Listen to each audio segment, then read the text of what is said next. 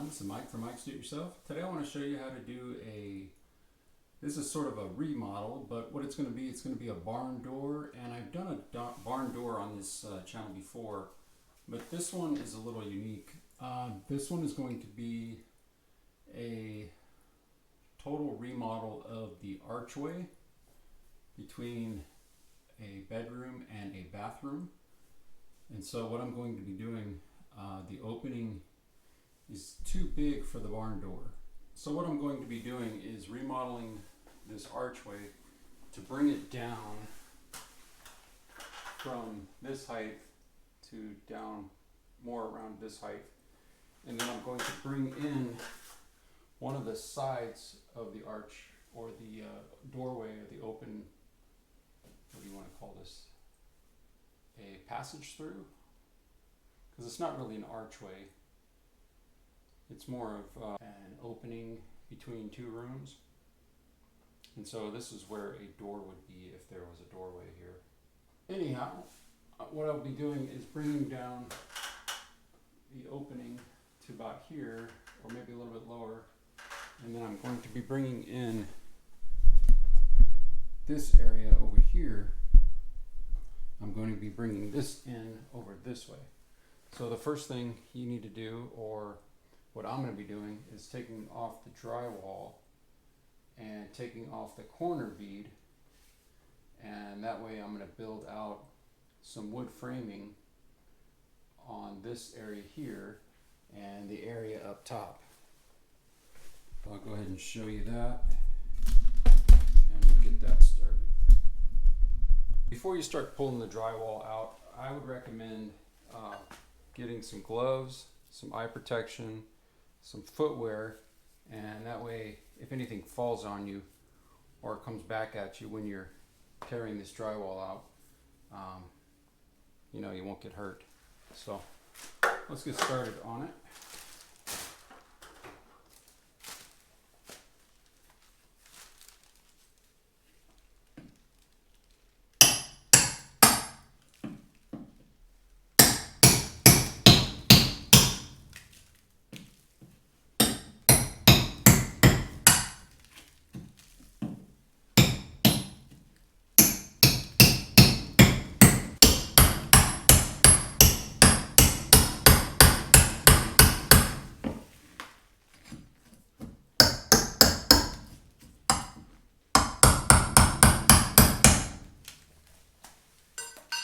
And we'll take the painting down just so it doesn't fall off the wall and break.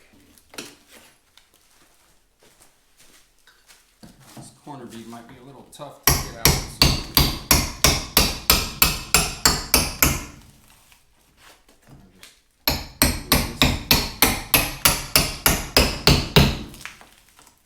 prying it out. If you come across some drywall screws, go ahead and screw those out.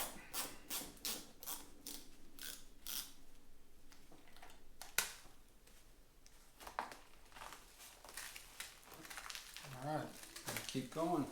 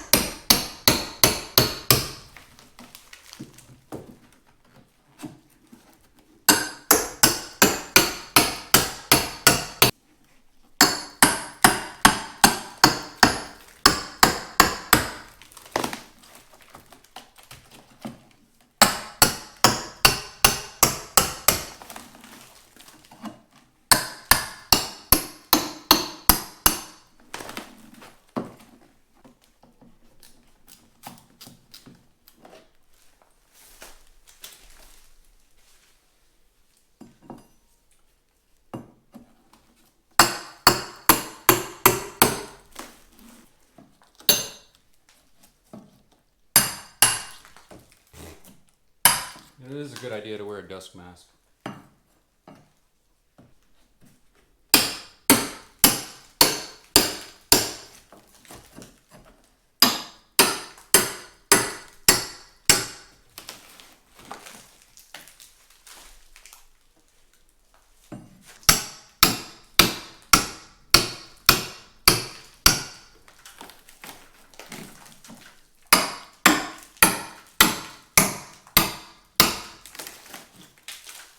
So what I'm doing, I'm just wedging it behind the paper and then hitting it with the hammer, and that way you get a clean separation between the wood and the drywall.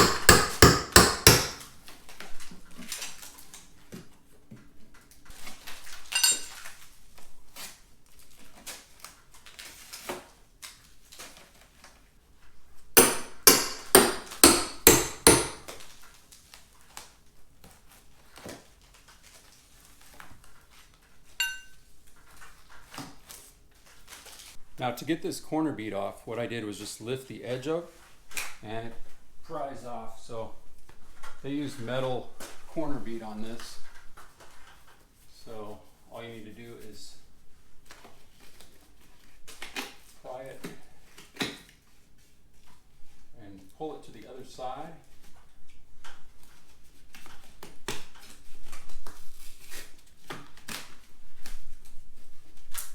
And you should be able to pull it off of where it's attached to.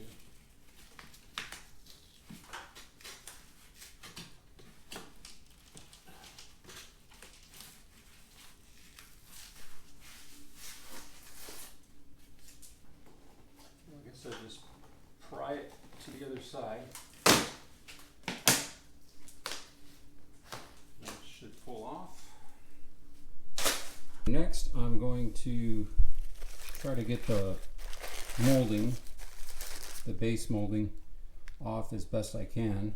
I might be able to reuse this very end piece, but if I can't get it off nicely, I'll just buy another piece and remake it. So that'll be the next step.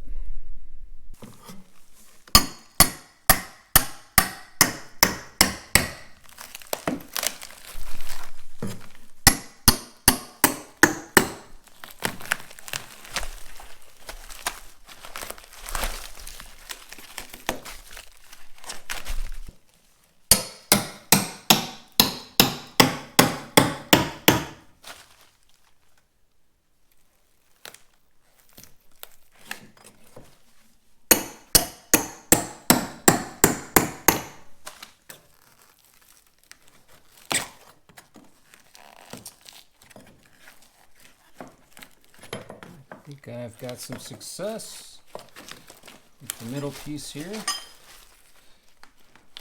should come out no problem, hopefully. There's that. Now I may have to trim that edge just to make it level because they put tile around it instead of letting this rest on the tile. So I may have to just trim that a little bit, and it'll fit perfectly with the old baseboard.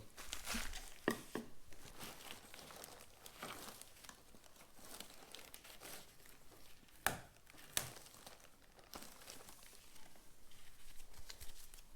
got one of corner pieces out.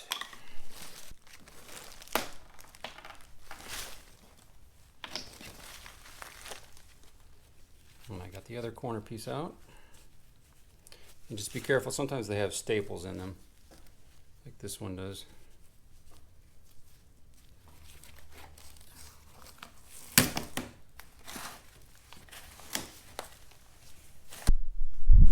So the final opening, I want it to be 93 inches from the bottom of the floor to the top and 38 inches across. So what I'll need to do is I went ahead and made a mark at the 93-inch line here.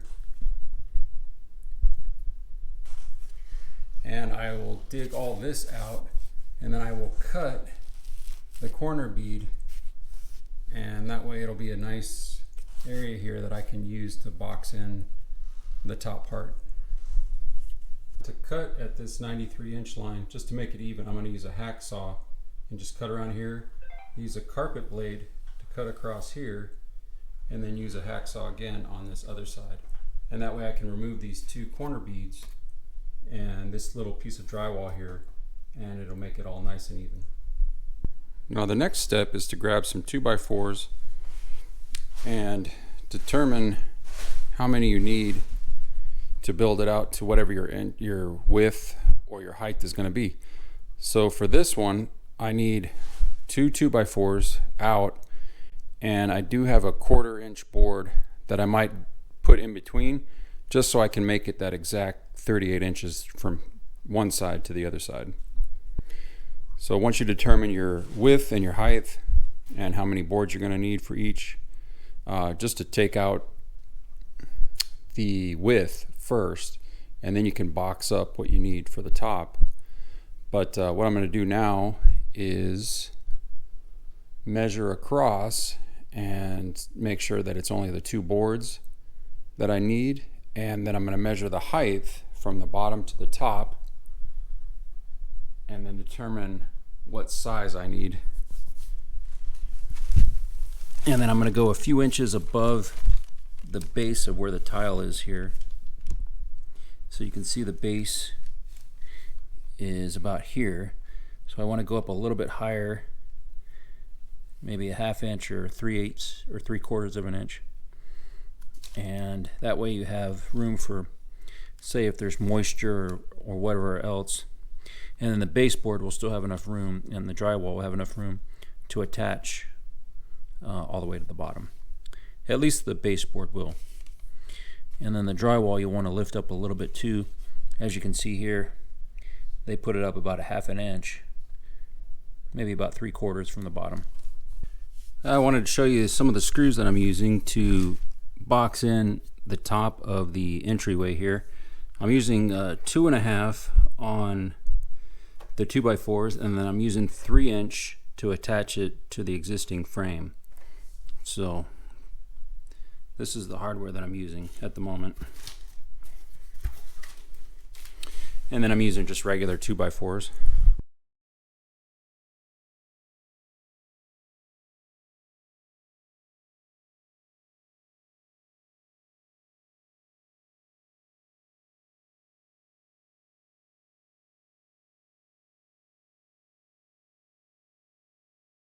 So this is how it looks so far. I've got one side done, and all I did was cut, these are about 12-inch cuts right here, and this is 13.5 here, 13.5 here on this side, and then it's about 42 all the way across. 42 1/4 roughly. So all I did was put 2 screws into the existing frame, and then when you're doing your box, I just did a couple extra on the outside to hold where the drywall is going to be. And then for the outside, just make sure that they go right next to the existing 2x4s, because you don't want it to stick out. You don't want your drywall puffing out at all. So you make sure you get this frame as square as possible. And so I put 2 screws into the existing frame on this side, and then I put 1, 2, 3 screws up at the top on the existing top part of the entryway here. And so the next step would be to build the other side, and then I will build the right or the left side depending on which way you're looking at the entryway. Then I'll build the 2x4s going all the way down. So you can see I already put the rest of the framing pieces in. I've got 2 2x4s here put together. And a good tip is that if you have these furniture clamps or quick grip clamps, you can actually squeeze these together to get them to line up, because I tried my hardest to find perfect 2x4s that were nice and flat, and no matter what you do, 1 or 2 may not be exactly perfect or what you think they are. So if you can line them up and then screw them into the other ones, it should mostly line up, and these are pretty well perfect once they're clamped together. So that's just another tip when you're framing. And like you can see, I added about 1/2 inch of a gap here in case there's water or moisture.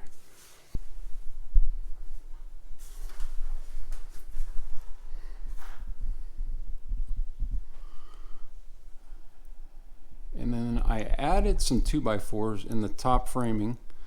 Now I'm going to mark up above to show where the centers of these are at. And that way, when I put that headrail up here for the track that goes to the barn door, it'll have something to attach to up here in this area. And then also, I wanted to say too, if you have blowouts in your drywall, you'll want to get rid of those. And so you can see in this area right here, it's quite a big blowout. So what I'll do, I'll cut that section out with the carpet knife, and that way it won't give you any issues with taping or bubbling out, you know, later on down the road.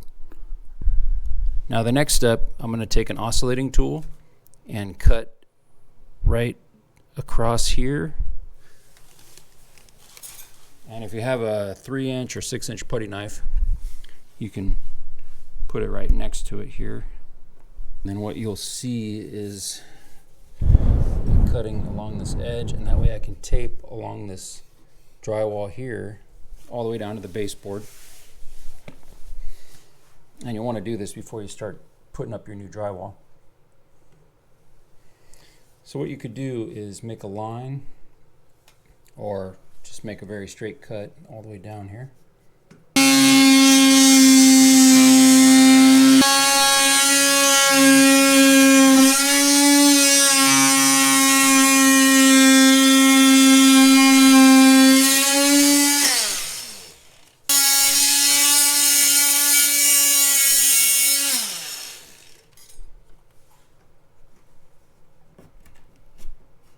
I should be able to pull out mostly.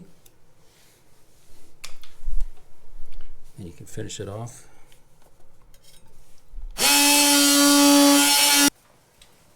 And when you get done with that, just make sure it's nice and smooth, and you can pull out any brad nails that you might have had left over. It's a long brad nail.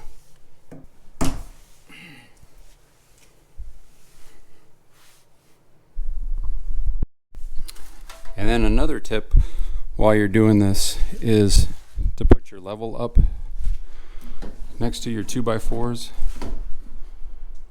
and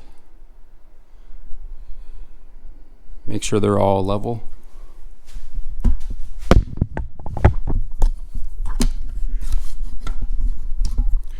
This way you won't have issues down the road.